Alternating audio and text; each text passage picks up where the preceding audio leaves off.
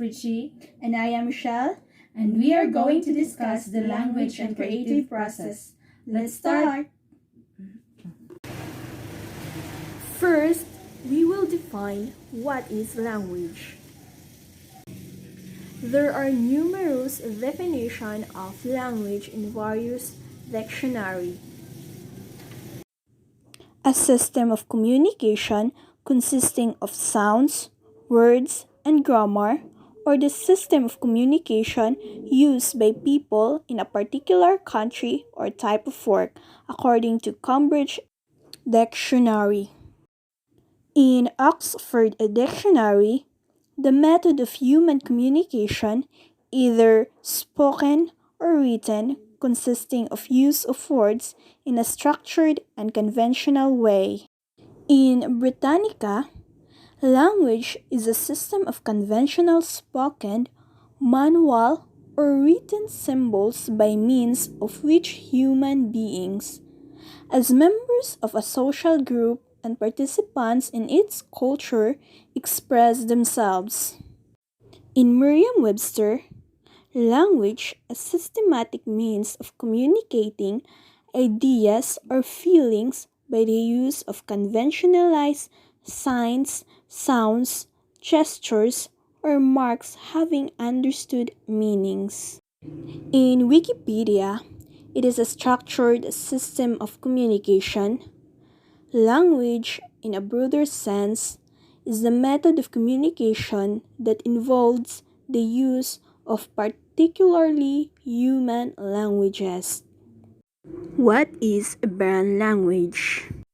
The term brand language refers to the body of words, phrases, as well as terms which an organization uses in order to describe its purpose or in reference to the products which is sold.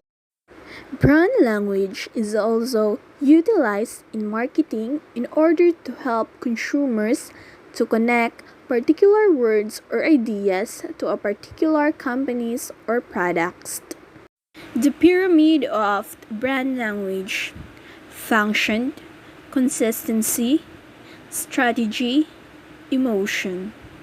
When talking about a brand language definition, there are two major questions you have to ask. First, who is your audience? Second, what does your brand stands for? In the first question, this is a question that every brand needs to ask itself to help define its brand voice. After all, without your audience, you don't have a brand identify. Three of the most widely used: user personas, talk to them, read customer reviews. User personas, otherwise known as a buyer personas. Creating user personas has been a go-to method for many brands when it comes to understanding who is using their products or services. This process typically goes a little beyond the average chatbot. Talk to them.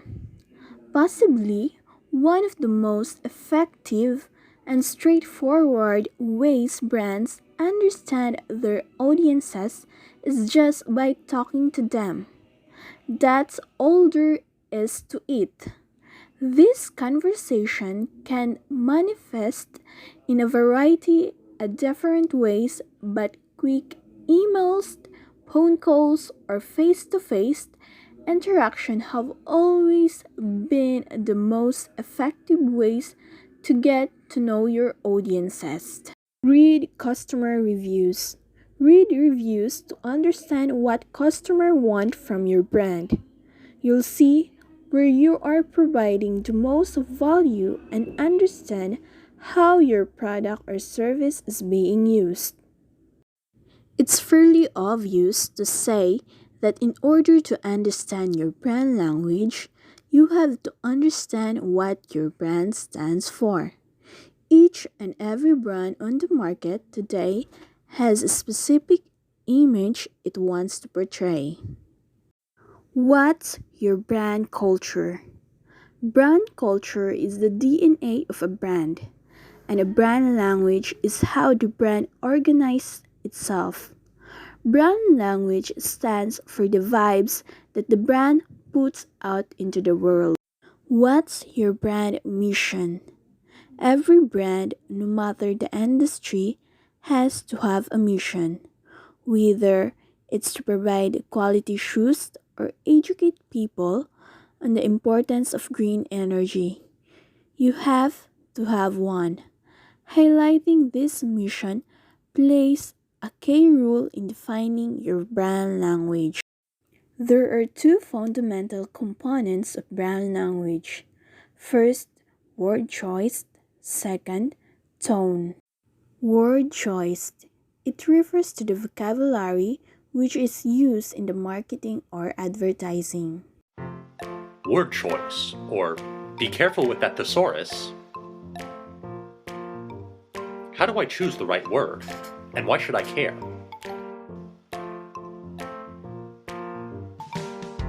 Mark Twain said, "The difference between the almost right word and the right word is the difference between the lightning bug and the lightning." In other words, instead of getting an electric charge in your sentence, you might get an insect.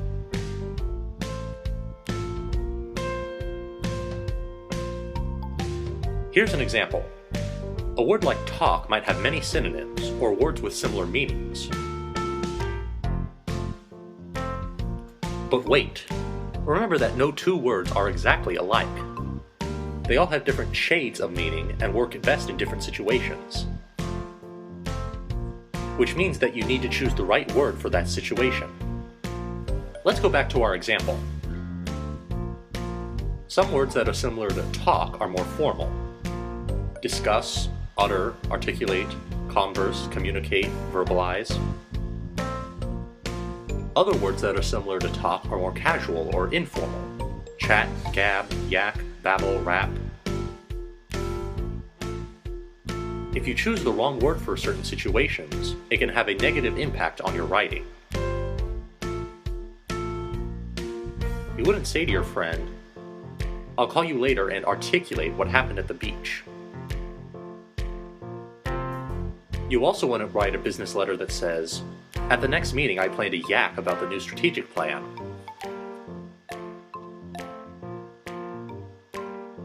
Because you are writing for an academic audience, you usually want to use formal language. Wait, careful with that thesaurus. When you are looking for the right word, you usually want to choose words that you recognize. When you choose words you don't know, you are likely to choose something that doesn't fit your situation. Instead, you should choose the best word from a group of words you already know. You have a much better chance of picking a word that is appropriate. Remember that often, less is more with word choice. There's no need to use a fancy word when a simple word will work.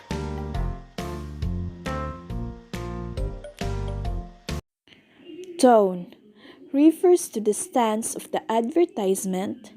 Tone is not limited to language as it can also be incorporated through visual elements in addition to delivery. Our tone of voice is important to think about when talking to another person. I'm going to show you 3 different people speaking the same words, but each of them will be using a different tone of voice. Ready? Let's go. We're having spaghetti again for dinner tonight. We're having spaghetti again for dinner tonight.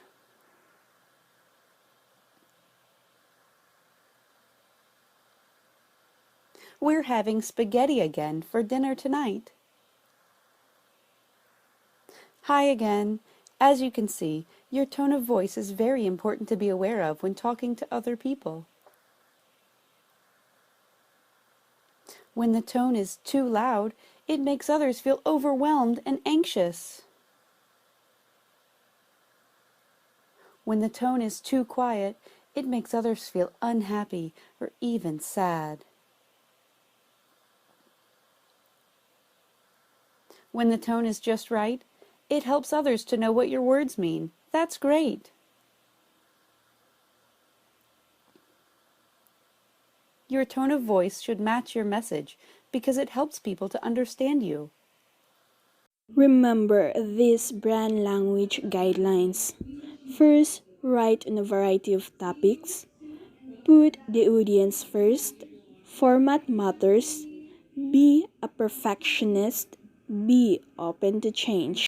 Brand language examples are BMW, Groove, Whirlpool, and BMW visual brand language is one of the most recognizable in the automotive world, regardless of the social status, professional training, or whether one is a fan of the brand or not.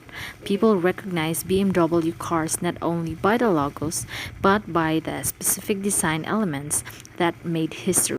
Groove is a great example of how brand language changes over time. As its user base increased, so did the need for a change in brand strategy. The brand's mission was to make its user experience as clean as possible, but still maintain that groovy feeling. Around the world, Whirlpool owns roughly 28 sub-brands. Each one of these brands promotes products that all have strikingly similar designs, but it wasn't always that way. As we know it now, Whirlpool is probably the biggest supplier of household appliances. Geeko has done an amazing job at maintaining its culture and language for years. Whether it's the brand's catchphrase or the British Geeko, it's instantly recognizable. Its brand strategy is simple: familiarize people with the brand by using a funny Geeko.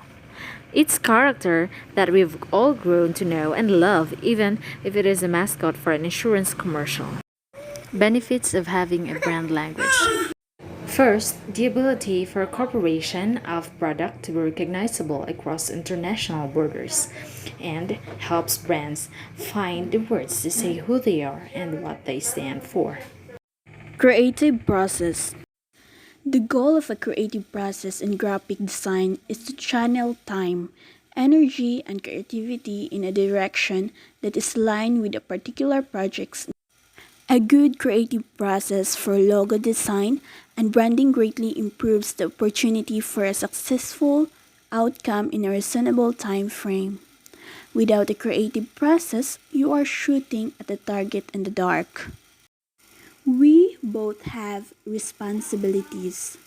A creative process works best if responsibilities are clear from the beginning. These are the responsibility throughout the project. First, you have to ask the right question. Second, define the creative problem. And visualize a solution.